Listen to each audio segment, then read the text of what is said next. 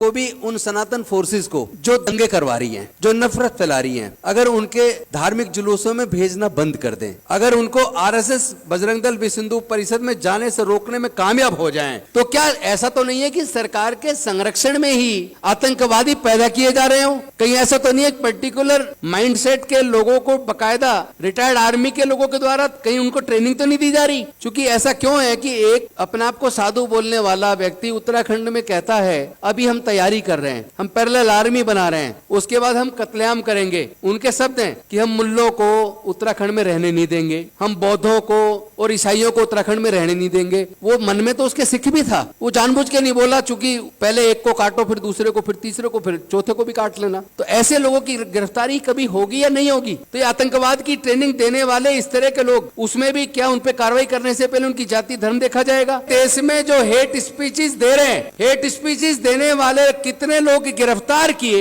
और जो लोग हेट स्पीचेस के मामलों में गिरफ्तार हुए उनकी जाति और धर्म क्या है? तो आपको समझ आएगा कि जो केंद्र में सत्ता में बैठी पार्टी है उसके नेता सबसे ज्यादा हेट स्पीचेस खुलेआम दे रहे हैं। गेरुए कलर के कपड़े पहन के उनके सो कॉल्ड साधु खुलेआम भारत से मुसलमानों को, क्रिश्चियंस को और बौद्धों को कत्लेआम करने की बात खुलेआम बोल रहे हैं। तो उन लोगों पे हेट स्पीचेस का मुकदमा दर्ज करके उनको गिरफ्तार क्यों नहीं किया जा रहा? जितने रिलीजियस प्रोसेशंस निकलते हैं, धार्मिक यात्राएं निकलती हैं, उसके अंदर औजार हथियार ले जाकर लोगों को भयभीत करने की इजाजत कौन दे रहा है? कौन कौन सी सरकारों में इस तरह के जुलूस निकल रहे हैं? कौन सा पुलिस प्रशासन है जो उनको इजाजत देता है? और वहां तलवारें, नंगी तलवारें लहराने पर, तमंचे लेकर लहराने पर उनके खिलाफ मुकदमा दर्ज क्यों नहीं हो रहा? अभी कांवड़ियों के द्वारा पीलीभीत के अंदर, कल ही समाचार, भारत समाचार की न्यूज है, कांवड़ियों के द्वारा 5051 बाइक पे एक यात्रा निकाली गई, और यात्रा जो लोग निकाल रहे थे उनके हाथों में तलवार और तमंचे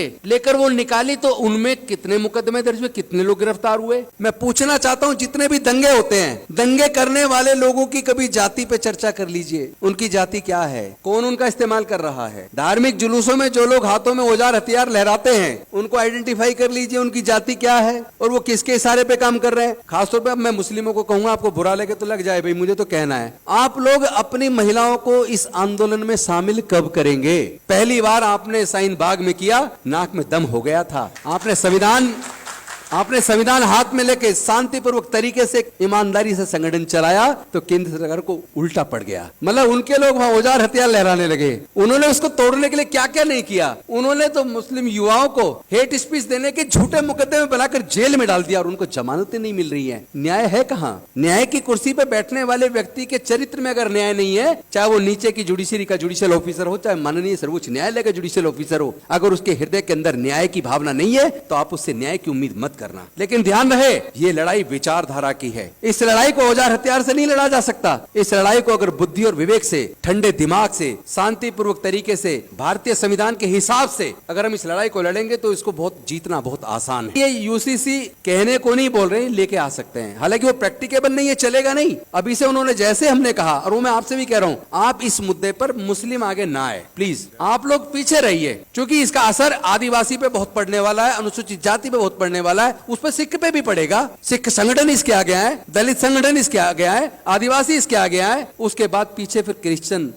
और मुस्लिम भी पीछे आए। लगना चाहिए कि पूरे देश के लोग नहीं चाहते। क्या आप पगड़ी पहनने पे बैन लगा दोगे? आप हिजाब पे लगा रहे हो, अब पगड़ी पे भी कल को बैन लगाओगे। परसों आप महिलाओं को कहोगे कि आप जींस नहीं पहनेंगी, आप स्कर्ट नहीं पहनेंगी। यानी आपके मन में जो है एक एक करके आप सारी चीजें लागू करोगे, यानी कि देश से संविधान को खत्म करके आप देश में मनुस्मृति लागू करोगे। और जिस दिन देश में मनुस्मृति लागू हो जाएगी, फिर से इस देश के शुद्ध और अछूत जिसकी संख्या लगभग 90% है, उनके पढ़ने लिखने पर फिर से बंदिश लग जाएगी, जैसा लगभग 2-2.5 हजार साल तक लगी रही। फिर से उनके व्यापार करने पर धार्मिक बंदिश लग जाएगी, फिर से उनके संपत्ति रखने पर बंदिश लग जाएगी। तो ये कोई छोटा मोटा मुद्दा नहीं है। ये जो सोचते हैं वो बड़ी चालाकी से उसको लागू कर रहे हैं। इन पे मेजोरिटी हो या ना हो, फिर भी उसको लागू करने में कामयाब हो रहे, क्योंकि इसमें हम लोग की कुछ गलतियां हैं। उन्होंने जब वो अभी कल आपने संसद में बहस सुनी होगी, जिसमें देश के माननीय गृह मंत्री जी कह रहे हैं कि राज्यों पे ये चीज लागू नहीं हो सकती। केंद्र शासित प्रदेश पे तो फैसला लेने का अधिकार संसद को है, लेकिन राज्यों के मामलों में नहीं ले सकते। मैं पूछना चाहता हूँ, जम्मू एंड कश्मीर को आपने यूटी बनाया है ना, तो तब पूरे देश की पार्टियां चुप क्यों रही? तब विरोध क्यों नहीं किया? आपने क्यों नहीं सोचा कि अगर वो जे.एंड.के को यूटी बना सकते हैं तो किसी भी राज्य को वो इसी तरह अध्यादेश लाकर यूटी बना सकते। लेकिन इसके लिए जरूरत है पहले तो समस्या को समझने की। अगर समस्या को ढंग से समझेंगे नहीं तो उसका इलाज करना आसान नहीं होगा। दर्द आपका भी है, एक हमारा भी वही दर्द है, आपका भी वही दर्द है, लेकिन दवाइयां अलग अलग ले रहे हैं। तो दवाइयां सब अलग अलग लेंगे तो इलाज तो होने वाला नहीं है। वो लोग बहुत ही रणनीतिक तरीके से हमारी हत्याएं कर रहे हैं। हत्या केवल वो नहीं होती कि उन्होंने आपको मार दिया और आपको सांस लेना बंद हो गया और आपको क्रीमेट कर दिया। हत्या वो दूसरे तरीके से कर रहे हैं आज। जैसे उन्होंने एजुकेशन को इतना महंगा कर दिया कि देश में 90% लोग आने वाले समय में एजुकेशन नहीं ले पाएंगे, वो खर्चा उठा ही नहीं पाएंगे एजुकेशन का। और 12वीं तक पढ़ा भी लिया तो कम से कम जो ग्रेजुएशन में, हायर एजुकेशन में, और उसमें भी जो प्रोफेशनल एजुकेशन है, उसका खर्चा इतना महंगा कर चुके कि भारत में 90% से ज्यादा लोग उस एजुकेशन का खर्चा उठाने में सक्षम नहीं है। उनके परिवारों में इतनी आमदनी नहीं है। दूसरी तरफ उन्होंने इलाज को इतना महंगा कर दिया कि आप अगर गंभीर बीमार हो जाएं तो पैसे के अभाव में आप इलाज नहीं करा पाएंगे, आपका मरना तय है। देश के अंदर न्यायालय हो, चाहे वो सर्वोच्च न्यायालय हो, चाहे उच्च न्यायालय हो, चाहे हायर जुडिशरी हो, चाहे लोअर जुडिशरी हो, या इसके साथ साथ बाकी जो क्षेत्र हैं, आर्मी हुआ, पुलिस हुआ, ब्यूरोक्रेसी हुई, या तमाम तरह की जो शासन की अलग अलग जो किस्में हैं, उसमें उन्होंने उसको भी पोलराइज कर दिया। उसमें भी इतना जहर घोल दिया कि वहां भी आपको न्याय देने से पहले आपकी जाति और धर्म को देखा जाता है। अगर न्याय देने वाला व्यक्ति, न्याय केवल कोर्ट के माध्यम से नहीं होता बल्कि प्रशासन के माध्यम से भी न्याय होता है, तो न्याय देने वाला व्यक्ति अगर मन में यह तय कर ले कि मुझे न्याय केवल पर्टिकुलर धर्म में से भी पर्टिकुलर जातियों को देना है, इसका मतलब वो केवल 12% लोगों को सब कुछ देना चाहते हैं। देश के प्राकृतिक संसाधनों पर भी 10 से 12% लोगों का कब्जा है। देश की हाई कोर्ट, सुप्रीम कोर्ट पर भी 12% का कब्जा है। देश के सारे संसाधनों पर 12% का कब्जा है। और उसमें भी सबसे खतरनाक बात तो ये हो रही है, जब लोग चारों तरफ से थक जाते हैं तो फिर वो कोर्ट का सहारा लेते हैं। पिछले दिनों, मेरे ख्याल मार्च के महीने में, माननीय सर्वोच्च न्यायालय के द्वारा एक जजमेंट आया कि कोई भी अगर हेट स्पीच देता है तो केंद्र सरकार व राज्य सरकारों की और पुलिस की जिम्मेदारी है कि हेट स्पीच देने वाले लोगों के खिलाफ मुकदमा दर्ज करके उनको गिरफ्तार करें। पहले तो मैं ये पूछना चाहता हूं इस राउंड टेबल कॉन्फ्रेंस के माध्यम से, क्योंकि आज के डिस्कशन को लिपिबद्ध करके देश के राष्ट्रपति जी के पास भी भेजा जाए, देश के प्रधानमंत्री जी के पास भी भेजा जाए और उनसे पूछा जाए कि सर्वोच्च न्यायालय के इस जजमेंट को आज तक लागू क्यों नहीं किया गया। रणनीति की चर्चा में कुछ ठोस डिसीजन लेकर उसके इंप्लीमेंटेशन पे भी कुछ करेंगे या केवल चर्चा करके चले जाएंगे, इस पे भी चिंतन करना होगा। क्योंकि जो लोग सारे चीजों का तंत्र पे जिनका कब्जा है, उस कब्जे के लिए जिम्मेदार कौन है? मुझे लगता है कि इसका अगर सही मुकम्मल जवाब देना है, अगर इस चीज को पूरी तरीके से रोकना है, अगर भारत के संविधान व प्रजातंत्र को बचाना है, तो इस मीटिंग में केवल माइनॉरिटीज को बुलाना उचित नहीं है। इसमें SC, ST और OBC के प्रतिनिधियों को भी बुलाना बहुत ज्यादा जरूरी है, क्योंकि इन सारे धार्मिक जुलूसों में जो लोग औजार हथियार लहराते हैं, जिनका दंगों में इस्तेमाल किया जाता है और दंगे के बाद जो जेल जाते हैं और जो बर्बाद होते हैं, आप अगर उसका आंकड़ा उठाकर देखेंगे तो 90% से ज्यादा उसमें SC, ST और OBC के युवा मिलेंगे। तो पहले तो ये आंकड़ा देख लीजिए कि भाई SC, ST, OBC माइनॉरिटीज की पॉपुलेशन क्या है। जैसा आप बता रहे थे कि भाई 20% माइनॉरिटीज के लोग हैं, तो क्या 20% में 17% को भी हम एकजुट कर सकते हैं? पहला सवाल। अगर हमने 20 में से 17 को एकजुट कर लिया कि ये 17% लोग अब इस देश के संविधान और प्रजातंत्र को बचाने के लिए एकजुट होकर एक राय से काम करेंगे मिलकर। SC और ST दोनों को अगर जोड़ लिया जाए तो इनकी जनसंख्या कम से कम 28% है। इस 28% में से 20% भी अगर ऐसी फोर्सेस का साथ देना बंद कर दें, हम उनको रोक पाए कि हमारे SC, ST, OBC के बच्चे, अगर ये SC और ST के 28% बच्चे या पूरी पॉपुलेशन का 28% में से अगर हम 20% को भी उन सनातन फोर्सेस को जो दंगे करवा रही हैं, जो नफरत फैला रही हैं, अगर उनके धार्मिक जुलूसों में भेजना बंद कर दें, अगर उनको RSS, बजरंग दल, विश्व हिंदू परिषद में जाने से रोकने में कामयाब हो जाएं, और OBC की जनसंख्या अदर देन मुस्लिम OBC वो तकरीबन 42% है, अगर उस 42% को में से हम आधे को भी रोकने में कामयाब हो जाए, 21% को भी, तो आपको पता लगेगा कि ये RSS, बजरंग दल, विश्व हिंदू परिषद की नफरत की दुकानें बंद हो जाएंगी, वो चलेगी नहीं। क्योंकि कहीं भी आप देखिएगा दंगे में इनके नेता जिनके बच्चे विदेशों में पढ़ रहे हैं या फिर भारत की बड़ी यूनिवर्सिटीज में पढ़ रहे हैं, वो बच्चे कभी दंगों में इस्तेमाल नहीं होते, वो बच्चे कभी धार्मिक जुलूसों में भी नहीं जाते, ना इनके नेताओं के जाते, ना इनके अफसरों के जाते, ना इनके व्यापारियों के जाते। तो जिस दिन इनके धार्मिक जुलूसों में, इनकी आरएसएस बजरंग दल विश्व हिंदू परिषद में, आरएसएस के अंदर, इनके तीनों संगठनों के अंदर एससी, एसटी और ओबीसी के लोग जाना बंद कर देंगे, उस दिन इनकी नफरत की दुकान मैं गारंटी के साथ कह सकता हूं बंद हो जाएगी।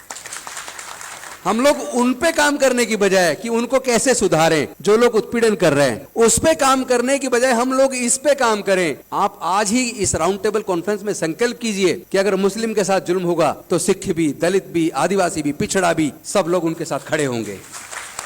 उसी तरह अगर दलित के साथ हो या आदिवासी के साथ हो तो उसका विरोध भी हम सब लोग मिलकर एकजुट होकर, ये टीम जो आज इस सभागार में बैठी है, अगर ये टीम के लोग ही ये संकल्प ले लें कि हम दिल्ली में भी और पूरे देश के गांव गांव में इस मूवमेंट को, इस मुहिम को और आज की इस राउंड टेबल कॉन्फ्रेंस के मुद्दों को घर घर तक पहुंचाने का संकल्प लेते हैं, मैं दावे के साथ कह सकता हूं 2024 में ये संविधान विरोधी, तानाशाही, नफरत फैलाने वाली सरकार दफन हो जाएगी। आज दिल्ली के लोग उम्मीद ना करें कि आप किसी को भविष्य में चुनेंगे और वो वादा जो आपसे करेगा उसको लागू कर पाएगा, क्योंकि जब पूरी पावर उन्होंने दे दी, मतलब होम मिनिस्ट्री को, उपराज्यपाल के माध्यम से होम मिनिस्ट्री सारे फैसले लेगी, तो दिल्ली में भी कोई चुना हुआ कोई मुख्यमंत्री बन जाए, मंत्री बन जाए, उनकी कोई वैल्यू नहीं है, वो कोई निर्णय नहीं ले पाएंगे। तो ये किसी भी राज्य के साथ हो सकता है, इसलिए हमें भारत के संविधान को ध्यान में रख के और भारत के संविधान को कैसे मजबूती से लागू करवाएं, इस पे एक राय बनाकर आज कुछ एजेंडे आप तय कीजिए और उसके साथ फिर ये भी तय कीजिए कि हम सब लोग अलग अलग धर्म के और जाति के लोग अपने समाज के अंदर नुक्कड़ मीटिंग ले लें, अपनी कॉलोनियों में, गांव में, बस्तियों में, और वहां इस आज के एजेंडे को वहां भी चर्चा करें, ताकि उनको पता तो चले।